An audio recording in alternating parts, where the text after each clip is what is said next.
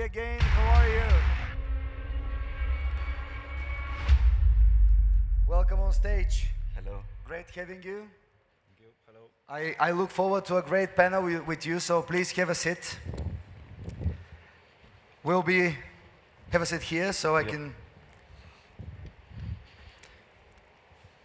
How you feel?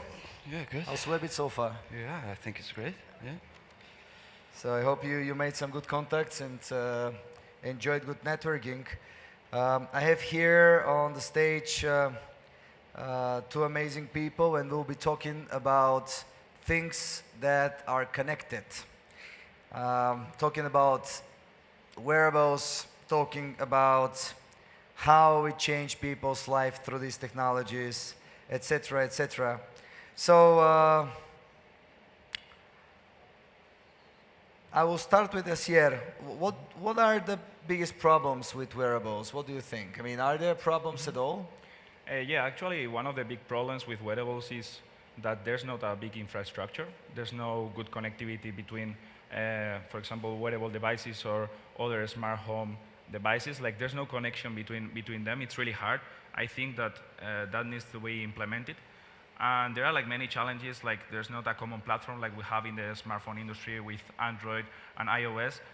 Instead, like in the wearable IoT sector, that there's not much work on that, so it needs to be work. I think that's a huge challenge. I don't know what Domagoj thinks about it, but I think that's a great problem. Domagoj, from telecommunication point of view, which are the industries you believe IoT is best deployed to, and what are your predictions for the future? Yeah, so at the moment, we see a huge deployment in the automotive industry. Firstly, in transportation and transfer of vehicles, goods, assets. We also see it in the energy sector, vertical, so when it comes to smart metering and energy efficiency. We also see it in the retail industry, for instance, connected physical cash registers, vending machines.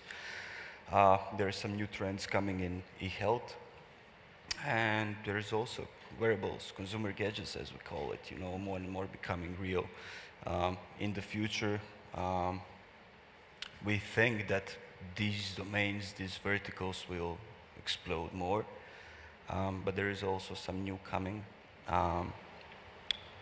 There is always different gadgets, you know, from connected pet trackers, you know, for pets to any other type of devices that helps us in everyday life. So, yeah.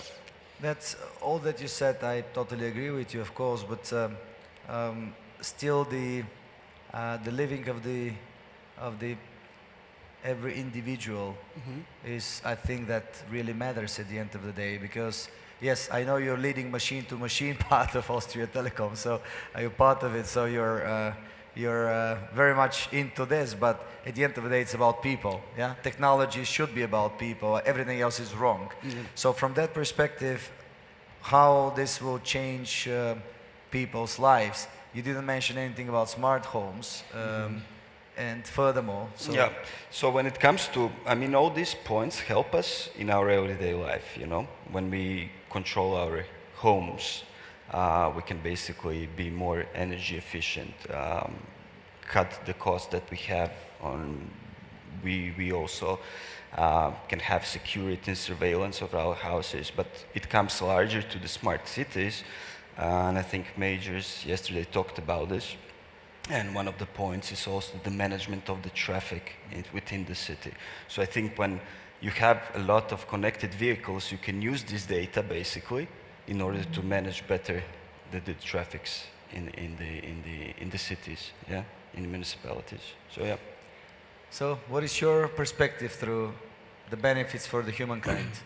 I mean, we really believe that in the case of wearables, like the real benefit is solving an adoption problem, and then when the adoption problem is solved, I think it can benefit a lot in the health industry, especially the people that can be really well benefited are elderly people. Insurance companies are starting to get aware of this. And what we are doing in our case, we have solved in the wearable industry an adoption problem by putting electronics inside a regular watch strap. So we believe that health is going to be the future in this sense. And if we can benefit and if we can improve people's life through wearables, I think that's a big step in the wearable or IoT sector. But, by the way, please share what you are doing, because we stand on the point that everybody knows, but maybe they don't. Well, we do at MainTool, what we do is we have put electronics inside a regular leather strap, and then this leather strap, like you can just change it and put it in your Rolex, your Tissot, your Tag Heuer. So the idea is that you don't need to wear two wearables to be technological, but just wear your regular watch. No one can perceive that this is a smartwatch, but you know and you can benefit from all the technology. So basically, we are trying to solve and get a bridge between the smartwatches and the watch industry. Yeah, don't be modest. You want to be the killer of the iPhone, of the iWatch. So, Yeah. so how do you see the synergy between the wearables and the smart homes? Where is it? Mhm. I think the future is going to be the interacting between your wearable and the smart homes. I think that's going to be a big impact, because you're going to be able to just press a button in your smartwatch, or you're going to be able to control everything at home, the security and everything. I don't think that even though smartphones have been trying to adopt for being suited in smart homes, I think the future is going to be with wearables. And also interaction, as he said, like with the cars, that you can be able to open a car with your wearable. I think those kind of interactions are going to be the future also. A few years ago, people were still considering the self-driving cars as something from the sci-fi movies. Obviously, now they're on the streets of the States, adopted by 2017, heavily adopted by 2017 is the deadline for the UK and Great Britain streets, and obviously also in Europe. As I mentioned yesterday, the new Tesla 3 is totally packed with self-driving capabilities, making drivers obsolete, which is a perfect example of innovation, removing a wheel from the car and the pedals. What else is left? That's the process of innovation itself. So, where do you think we're heading into this connected cars and the deployment of various integrations in the vehicles, including, of course, media, etc., etc. So, I know you're working on that too. Yeah, there are different types of vehicle being connected and different usage patterns. So, for instance, when it comes to business vehicles or some trucks and international transportation, they're being tracked due to the efficiency, cost saving, etc., etc. There is also a concept of usage-based insurance or insurance telematics, where vehicles are connected for the sole benefit of, for instance, me as a private person getting the better offer from the insurance for the premium, you know, according to my style of driving, you know, or the concept of I pay the insurance when I drive. There's also different initiatives from the European Union about the e-call, connecting the vehicles on this point, and also there are some examples of vehicles being connected for the purpose of tolling system for the payment of the freeways. So this means there are a lot of different things for which the vehicles can be connected, but when it comes to the future of it, I think there will be just one platform, one source from which all the data will be used in order for all these different domains to be fulfilled. You mentioned the smart cars, you know, like no wheels. Yeah, I think it's future, but at the end, you know, some standardization would need to be imposed and adopted at the end. Yeah. You're just opening, but this is not part of our discussion here, but you're just opening another topic that European Commission is just now having a press conference and actually hearing regarding the monopoly of Google and Android.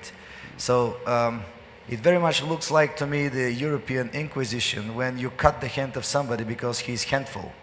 Because they did something that people use, now they have to pay for this because they're too good. So if we go into having I have my own concerns, but there are much better ways, and there should be much better prepared politics that know how to deal with these issues, not with the means of the old steam engine and the way you stop it if you don't like it. It's digital economy and it's totally different. But anyway, if there is a single platform, as you say, you will make a lot of trouble for the European Commission. So they have to be prepared for that. Let's talk about something. Let's talk about something which will make it easier at the end of the second day. What about fashion industry and wearables? I know that's where you're targeting at the end of the day, unless the old guys from the watch industry in Switzerland are not funding you against Apple, of course. Yeah, actually, I think there's a big gap. Yeah, they are. All right, so it's good. It's good to mention. You know, there should be statements here. So at the moment, like watch industry is a bit slow. Like they don't know how to target this kind of devices. They have started adopting Android Wear. But they just said iWatch is very ugly. That's what most of them said. Yeah, so they say that, but then like with Android Wear, like they are getting like the same screen in their watches because they are just using this at the moment as public relations. They just want advertising. So they are starting, like the only one that has started to know what to do is Fossil, that they acquired Misfit, and they are getting 150 connected devices this year between watches and also like different wearables. And I think that the future of wearables, it needs to be like making them wearable, because at the moment, like people don't wear them. Like I was talking before with him and he was telling me like I have an Apple Watch, but I'm not wearing it. I prefer to keep my own watch. And that's something that will change the future. And we are trying to revolutionize an industry that hasn't evolved in the last 150 years. We know that it's hard, but that's what we are trying to do with watch companies. By the way, it's funny you mentioned Misfit. So if the two founders, very dear friends of mine are watching now. Hi guys, I just talked to them recently about this. They couldn't make it, but we were just chatting. So do you think that this acquisition, because Fossil, it was a great model. I was happy to know about this couple of weeks before it happened, and I was really keeping my fingers crossed that this will happen, because it's changing the industry now. Yeah, we have the fashion brand acquiring the technology brand for quite some money, and we still are to see the results. So do you expect this to become a trend? The thing is that it's good money. It's gonna be a trend. Like what we felt and what we have in our studies, we have seen that smartwatches are impacting the low-medium range of watches, and there is where Fossil was. For them, it was really important to get something different and do something innovative. So they acquired Misfit because they wanted to compete, or they wanted to be successful against the smartwatches. And if not, like as we have seen in the recent year, there has been a huge drop in the Swiss industry. Like even though the watches are not going to be replaced by smartwatches, there has been a huge drop because of this, because in the low-medium range, it has affected a lot of sales. Absolutely, yeah. I hate to ask this question because I believe that we should heal not the symptoms but the troubles. The problem is that our cities are damaging, polluted, and we all know it, and it's getting worse, and we know the scandals with the automotive companies and their lies. And instead of building new cars, not even maybe electric, because electricity also pollutes, being produced, at least part of the electricity, not the solar one. But anyway, obviously IoT should support, at least until we reach to the point where, like yesterday we saw in the Smart Cities Summit, a car that produces water as its exhaust product. Until we reach to that moment that these prototypes become reality, I would love to drive this car and I will drink that water if I can buy it from anywhere. It's still a prototype. But until then, how do you see IoT helping smart cities, especially in the traffic part? Do you have already some successful implementations? Because yes. The answer is yes, obviously, but give us some successful case studies. So some successful in the markets are basically when the data, not just from the vehicles, but for all different types of sensors. I think the mayor of one city in Croatia was talking about the smart traffic lights, which are connected. Yesterday with the mayor of So basically, with the data from how much vehicles are in certain road. You can extend the green light or maybe show the sign to use the other path around, Right. you know, in order to avoid the traffic jams. So this can help, you know, people save money, you know, be more efficient. Right. I also think, yeah, this is a huge issue about the pollution and emissions of the CO2. But yeah, anyhow, this whole connected vehicle should help in this. This is this new term, the traffic management. You know, in order for city and municipality to be more efficient and more effective in this way. Yeah. Okay, I will have a last question for you Yeah. because we are already running out of time. So, from your perspective, what you know and what you know, you're coming from different backgrounds, but at the same time working in the same field. It's what are the obstacles in adoption? Are people fearful yet, or not, from adopting? And we're talking about mass market adoption here. So. The thing is, for example, in the wearable industry, the problem is becoming that the added value for many customers about the devices nowadays is not really big. So that gets a big adoption problem because people are not willing to pay 500 euros. How many of you wear any of these wearables for whatever? I mean, Misfit or, I mean, now, how many of you wear it now? 1, 2, 3, 4 people. How many of you have them at home? Oh, what a waste of money, but not that much. It's okay. You got a point. Yeah, so that's the thing. We have seen, even when we were in London in a wearable show, like people were telling us, like we were asking, and they were not bringing their wearables, even if it was a wearable show. So even if tech people are trying to avoid using their smartwatches, I think there's a big problem. And that comes because until now it hasn't been, even though Apple Watch, for example, tried to combine with Hermes and different brands, like trying to make it fashion, it's not working because it's always a screen and a device. And we try to swap. Like we think that it's gonna be a collision between these two walls, like, and we are trying to get the bridge of the fashion and the watch industry. And I think the adoption will start working when fashion starts entering this smartwatch industry really well, and people can perceive that they can still wear their regular watches. And also when the functionalities of smartwatches are getting increased. Like I think the two changes are gonna be really radical. So when is your next round? At the moment we are at the investment round, like we are getting 1.2 million at a bridge round before our Series A, and we are at pre-production. We are gonna launch around fall.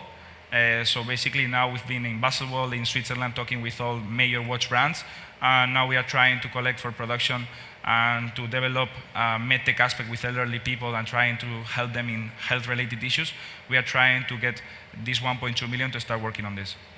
Okay, I'm a big believer in what you're doing. I would be happy to be one of your investors. That could be nice. Okay, Perfect. sounds great. So what about you? How do you see the IoT there? Well, in the terms of potential, you know, like mass adoption, some of the problems might be pricing. What works in one market might not work in the other one.